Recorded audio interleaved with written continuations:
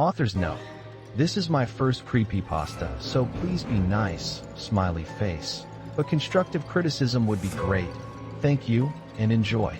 I don't really know how to begin this. I'll try to get straight to the point, I guess. This is my suicide note, and I decided I would give an explanation for my actions for the little friends and family I have left who care, or maybe just for a curious passerby. Either way, I feel like I need to explain my story, so here we go. My name is Caleb, and I'm 18. I was a typical teenage boy who only cared about my friends, having fun, and of course girls. After finishing up school, my friends and I pretty much hit the clubs every night and enjoyed the alcohol and dancing with hot girls. My life was carefree. I was happy. On the 16th of June, my friends were mutilated in a car accident. Drunk driving, of course. I remember they were telling me they were going to a party that night, but I had come down with the flu and wasn't up for it. I had drunken calls from them all night, including when they died. The conversation was as followed. "Bro, that party was so sick," exclaimed my friend Chris. "We all missed you tonight. Feeling up chicks isn't the same without you." I laughed at Dylan's remark. I could tell they were drunk. I asked where they were. "Just in the car." "Wait, you're in the car," I explained. As if on cue, I heard the sound of screeching tires and the panicked wails of my friends. Then I heard a big crash, shortly followed by the phone cutting out. I was very worried. They could have been badly hurt or dead. The rest of that night was a blur. I drove around main roads and highways, and sure enough, I came across police cars and ambulances. I parked my car and ran to the scene. The sight I was greeted with was my 3 friends mangled in the metal of the smashed-up cars. I felt numb. I had just lost my 3 best friends, and then I had a scarier thought. I could have been in that accident with them. I turned cold after that. My parents insistently tried to reach out to me, but I denied all offers of help. It wouldn't bring them back. After their deaths, I hit rock bottom. How one second I was on the phone to my friends, and they were happy, and next they were dead. It was such a scary thought. I lost contact with any other friends, lost my job, and argued with my parents a lot. They could see how I was losing control, and I just would not accept help. After a while, I just became numb, felt no emotions. I was so lost in my existential thoughts that nothing in reality mattered. What is the point in doing anything when you'll just die one day? Everyone will forget about you eventually. Even if you did leave a legacy behind, it would one day be forgotten. Plus, one day this earth will be gone too, and the human race will be a faded memory. Those were the kind of thoughts I was having. I just couldn't see the point. That's when the blacking out began. I was never a violent kind of guy, unless I felt highly threatened. So why this happened still confuses me. It was nighttime, around 11:24 p.m., and I had just got off the phone, arguing with my parents again, typical. And my vision started to fade at the edges, and everything was going dark. I was highly confused. As I have never had any eyesight problems, suddenly my knees buckled, and I fell to the floor. I opened my eyes and realized that I was standing up in my living room. How the hell did I get here? I thought. I suddenly felt a sharp pain in my left palm, and I realized I was holding a shard of glass, holding it so tightly that it sliced my palm. I looked around for the source of glass and saw I must have smashed the mirror in my bathroom. I took care of the wound and decided to go to sleep. It had been a long day. Maybe it was just pure exhaustion. I only wish back then that I didn't brush it off. Otherwise, I would never have met this fate. But no, I'm an idiot. So of course I brushed it off as a one-time thing.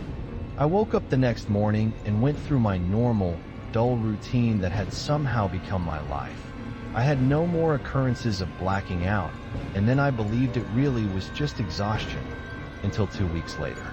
I had gotten a text from my friend Lila, who knew my dead friends when they were alive. She texts me about once a week, offering a helping hand or suggesting going to get a coffee together.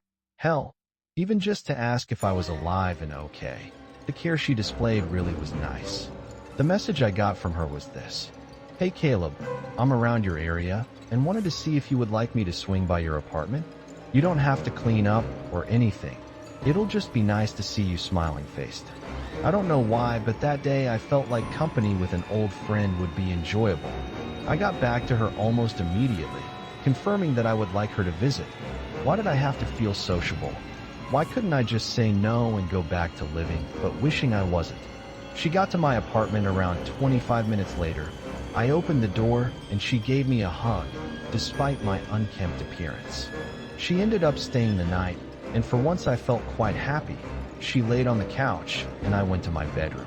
I was brushing my teeth and about to get into bed when suddenly I got that feeling again. My vision was fading and darkness was taking over. I woke up to screaming and crying. I had a knife in my hand and was hovering over the couch, and then I realized I had tried to hurt Lila. I remember how she was shaking and just begging for me not to hurt her. The next thing I remember, she had run out the door. I had just lost another friend. For the next month, I tried to stay away from people and keep to myself, but it didn't matter because each time I blacked out, I would travel anyway. It was like a constant repetition, vision fading and darkness, then waking up to realize I was holding a knife and had traveled. I had tried so hard. I really did. I locked all doors and hid weapons, but it didn't matter. I always found a way. Since I wasn't around other people when blacking out, I started harming myself. I would wake up and find slash marks all over my body. Then it happened. I forgot to mention that not far from my apartment building is a forest. I was up watching TV, and next minute I felt the sensation again, vision fading and the darkness taking over. This time I woke up to the feeling of warm liquid running down my hands. I looked down and saw that I was holding a knife in my right hand, and my knife was plunged into a deer. I started to cry. I was not that kind of person. I would never ever harm anything. And there I was, in a pool of blood from an animal that I killed. I knew I couldn't go on like this, and that brings us to now.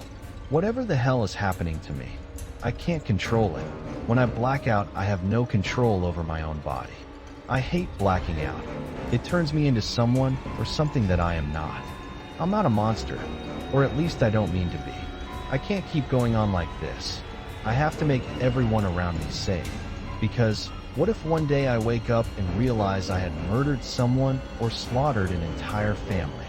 No, I just can't live to see that day, especially when I feel it's near. I have my knife with me. It'll set me free from this body that I can no longer control. It'll set everyone around me free. They'll be safe. If anyone sees this, then please tell my mom and dad I love them, and I'm sorry for ever fighting with them.